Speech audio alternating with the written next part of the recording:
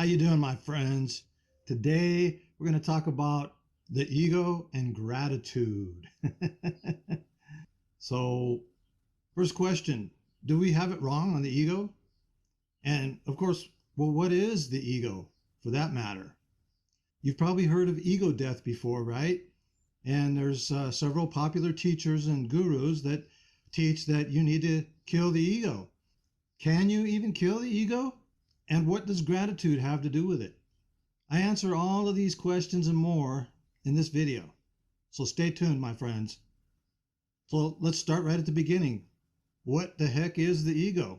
The general cultural understanding of the ego is that it means puffed up or full of oneself or an inflated sense of self-esteem.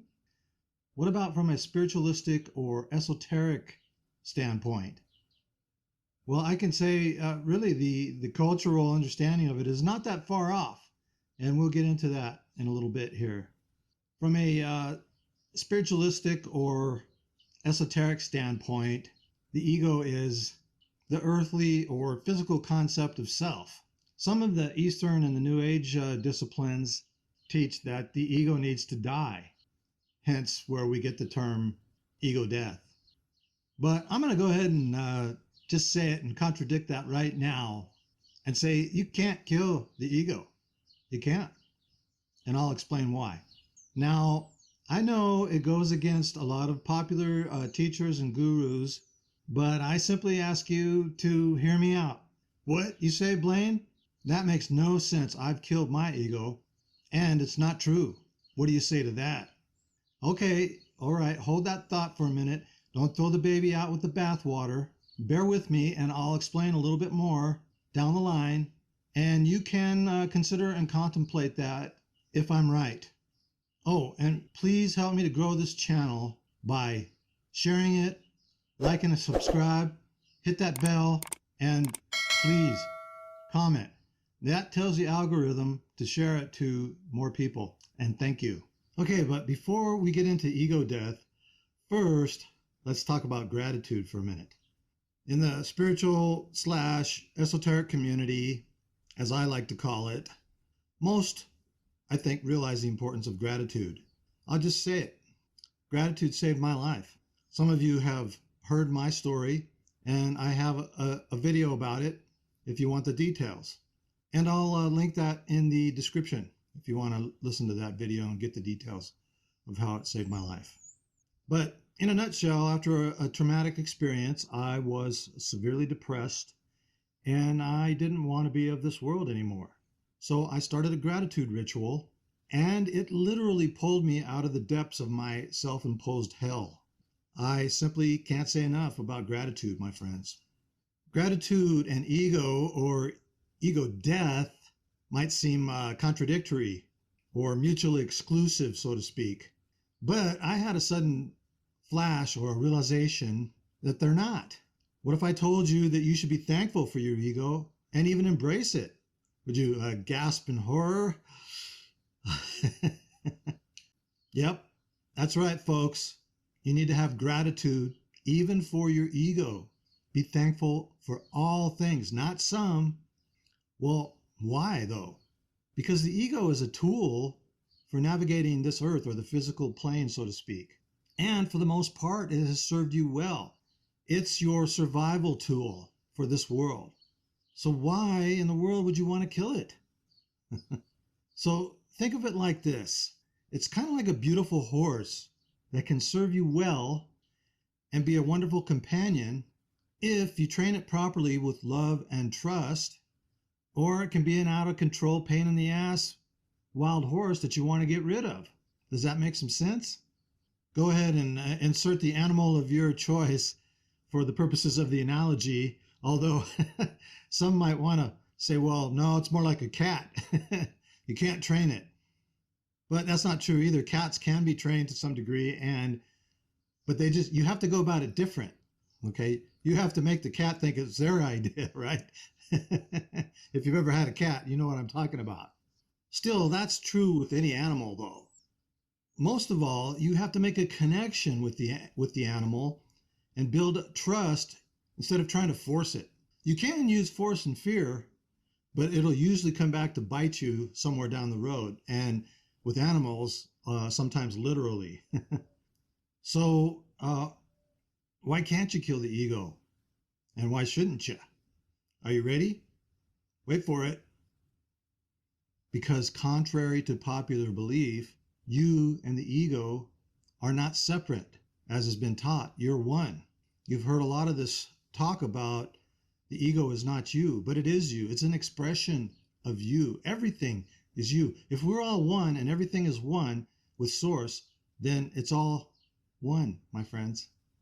And we've heard that cliche over and over. We are all one, right? But what about those who say we've killed our ego? What do you say to that? I say you have brought your ego into alignment with higher self or divine nature, so to speak. In other words, you've trained the wild horse with love, patience, and trust, and not force. And now it's a trained, loving companion, not a wild animal anymore, leading the way, ruling the roost, so to speak. I suppose in a sense you could say, yeah, it has died and become new, which reminds me of the scripture where Paul says, I die daily. So you die to your old self, so to speak, or the old man, and become a new man. And I guess that could be termed an ego death, but it really isn't. The ego doesn't go away. You still need it. It is one of the main reasons we come here, to train the wild horse, so to speak, and bring it into alignment with the divine nature. Your ego has helped you survive and traverse this crazy world that we live in. That's how you can have gratitude for it, my friends. If you can or have brought it into the higher nature, so to speak, then you can even have more gratitude for it. So that's how you have gratitude for it, my friends. Are you starting to see now? As the old saying goes, before enlightenment, chop wood, carry water.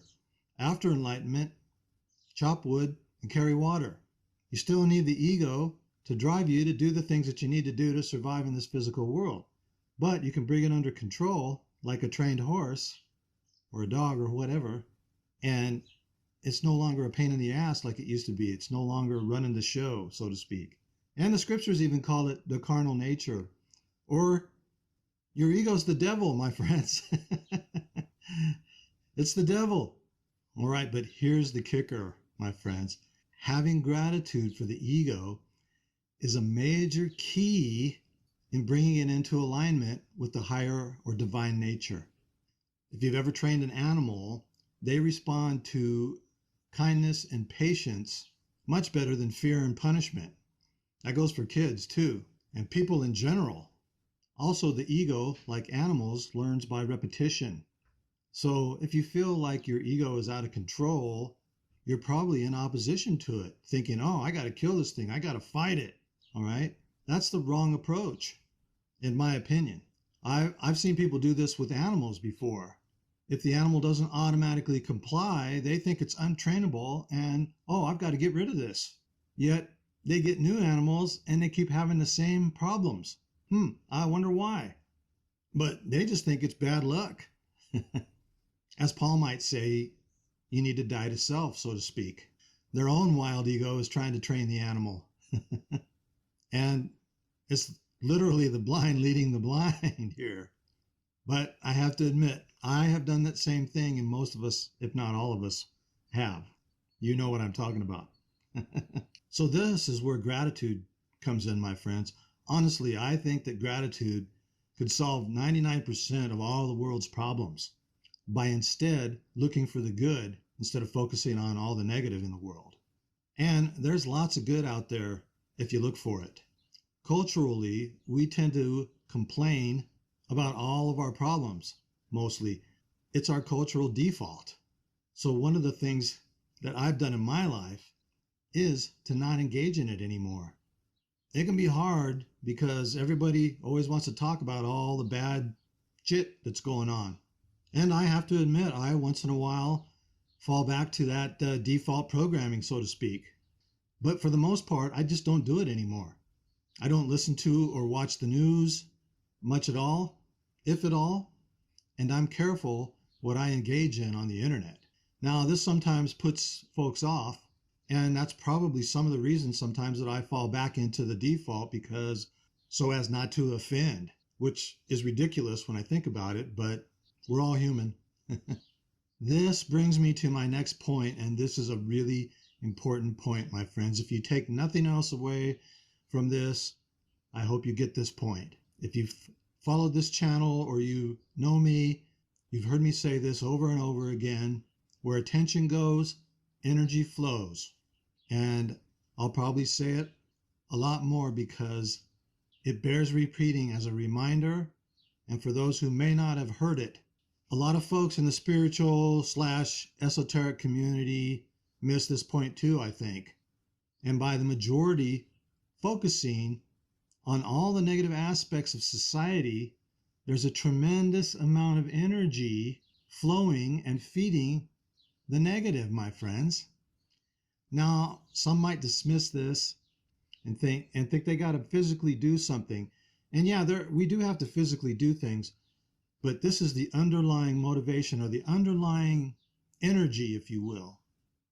However, as co-creators and unique expressions of the one, or the source, as I like to call us, we are contributing and giving life to that negative energy by focusing on it. Literally, my friends. Please contemplate that and let it sink in.